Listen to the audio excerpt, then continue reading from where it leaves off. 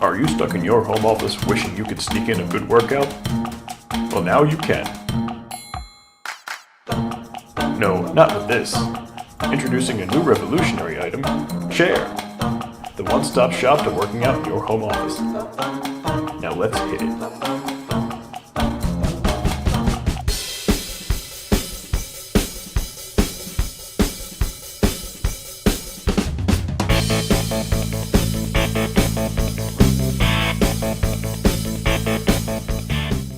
If you've been working from home for a while or you plan to in the future, it's important to get up and keep moving. It's easy to stay stagnant throughout the day, staying still, staying typing, doing whatever you're doing.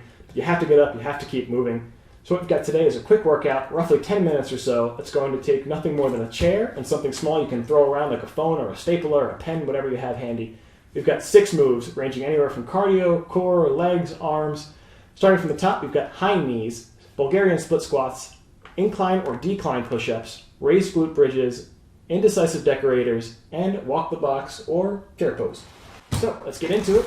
Push our chairs back, create some space. We've got our cardio component first, starting with high knees to get the heart rate going, get the legs moving, get everything warmed up. We've got, what do we say, 30 seconds for this? Sure. All right. So getting started here, and we'll say 5, 4, 3, 2, hands at the hips, high knees. So the goal here is to get the knees up to the hands without patty caking the hands down to the knees. That means hands stay in one spot and knees come up to meet. You want a higher challenge? Bring the hands up higher. Too hard? Bring them lower. But good base level around the hips. Don't go smack the knees, bring them up to you. You've got 5 seconds left. 4, 3, 2, 1. All right. Quick, good heart rate. All right, now we can pull our chair into this. Get some space here. We've got our Bulgarian split squats. So this is one squat, one leg at a time. What I'm going to do is start with my left leg up in the chair, laces down. Hopefully my chair is not going to squeak too much. We're coming down on one leg at a time, focusing on just that front leg, leading leg. All right, so we're going to do 16 per side, starting with that left foot back, right leg forward. 3, 2, 1, hit it. So it can be difficult to maintain your balance here. Go as slow as you need to. Maintain a level of control, and as you get that, increase your depth. Drop a little lower. Shoot for the ground if you can. If not, a couple inches is good. The weight should be on the heel as you push up without leaning forward, without extending the knee too far beyond the ankle as you come down. How are we looking here for a count? 13, 14, 15, Last one. 16. All right. Switching sides here. Left leg forward. Right leg goes back. Squeaky chair. 16 this side, same thing. All right, 3, 2, 1, hit it. So try and mirror the depth you did in the first side, just to keep things equal. But one of the beauties of this exercise, apart from the challenge but simplicity of it, is that you get to identify weaknesses on each side so you can pay attention to them in subsequent workouts. If your left's a little weaker than your right, try and do a couple more reps on the left side to balance yourself out, catch up, make your legs equal again. Do your best to get a good depth and maintain that balance and control by keeping a tight core. 15, 16. All right, we've got 2 down, 4 to go. Moving into our upper body component here. 2 styles of push-ups we can do, incline or decline push-ups.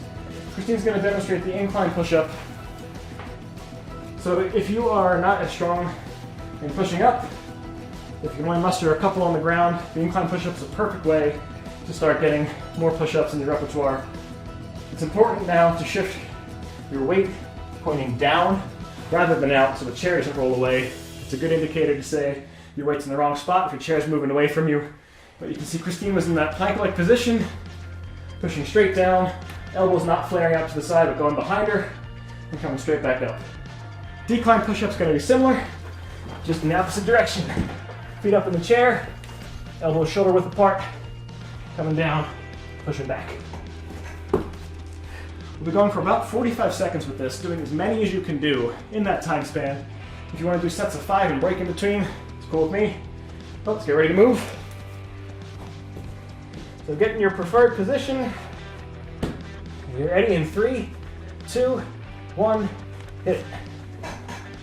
So remember, our elbows are coming back, not flaring out to the side like this, not turning into chicken wings, because that is terrible for the shoulder and bad push-up mechanics. As you do this, remember you can break it into sets, you don't need to move continuously. For the decline people, drop a knee. For the incliners, you can drop into a kneeling position, and as soon as you're able to, get that leg back up, start pushing again. Remember, break this into as many sets as you need. You've got another 15 seconds or so. If you need to again, drop the knee, take a breath. We've got 7 seconds left. Try and finish strong. 3, 2, 1. All right, good work. 3 exercises down. I'm sweating. We're moving. We've got the raised glute bridge next. I'm actually going to go back on the mat, back on the ground. There is no mat, so out of habit. Dropping our knees in a 90-degree position, ankles in a chair. You can share your chair. Use a little partner. view. Good side view. Keep that 90-degree angle. We're going to push up off the floor. Got our glutes or our butt in the air. We've got 20 of these. Get ready to hit it. 5, 4, 3, 2, or allowing you to count 1. Hit it. Talking and counting, not easy work. So with this, you want to make sure that you have equal control going up as you do down. That means don't shoot up and drop down. That does nothing. Come up, come down with control. If you want to explode up, that's fine too. It's good to work explosive muscles. But also lower yourself back down with control. You may notice also you're feeling this in the hamstrings or the back of the leg. Perfectly fine as well. In fact, the fact that our feet are up, they're elevated, is going to shift the weight to the back of the leg a little bit more than it would if you were doing this on the ground. 20. All right. Talking didn't even know it was the end. I feel it though. 4 exercises down. Onto our core move next. So go ahead and grab your small apparatus. For me, just gonna grab my phone. Phone works, stapler, pen, golf ball, small trophy, whatever you have available to you that you can either pick up easily or slide and toss around the floor. We're doing what's called Indecisive Decorator plank, because you can't quite figure out where you want it to go. We'll start with the object in the center. I'll say switch, put it out to the right. I'll say switch, put it out to the left. We've got about a minute of this. The fact that we are resisting rotation, great for the obliques, great for the whole entire core. More fun than a boring plank. Start with the device in the center. Get ready in 5, 4, 3, 2, hit it out to the right. Only switch when I say, now switch. If you have something you can slide and your floor allows sliding, switch. Perfectly fine to slide. Switch. If you can't slide, pick it up, put it down. Switch. Make sure we're keeping good core mechanics as we're doing this, so butt's not up in the air, butt's not close to the ground. Straight line. Switch. As we resist that rotation, we're engaging our obliques. Switch. I think we're about halfway now. If you need to, you can come down, take a quick break. Switch. The heavier your object, the more fun this will be. Switch. Hopefully you didn't pick anything crazy weight. Switch. Less than 10 seconds to go now. 5, 4, switch. 2, 1, down. All right. Strong work.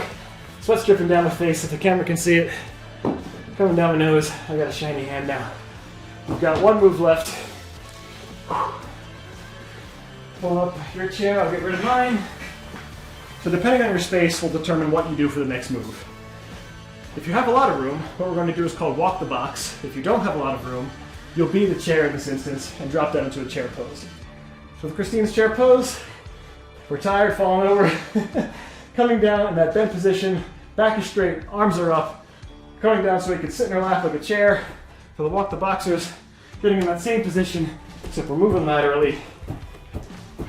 Making a box around our chairs, moving behind, moving to the side and the front again. We'll be doing 2 laps if you've got a large space. If you've got a smaller, more confined space, do your best to try and get 3 or 4. Keep pace with us in terms of time. To the chair pose, you go until we're done. All right, you ready? I'm ready. Chair posers and walk the boxers. Drop low, hands high. 3, 2, 1, we're moving. Start with a lateral. Hands stay up, body stays low. Moving back, moving lateral. Coming forward. That's lap 1. We're about halfway. Stay low, no coming up. I don't want to see you here. We're dropping down, hands are high. Stay strong with the chair pose. Keep that back straight, legs low. Almost done. One side to go. 3, 2, done. It's quick, it's effective, it's strong.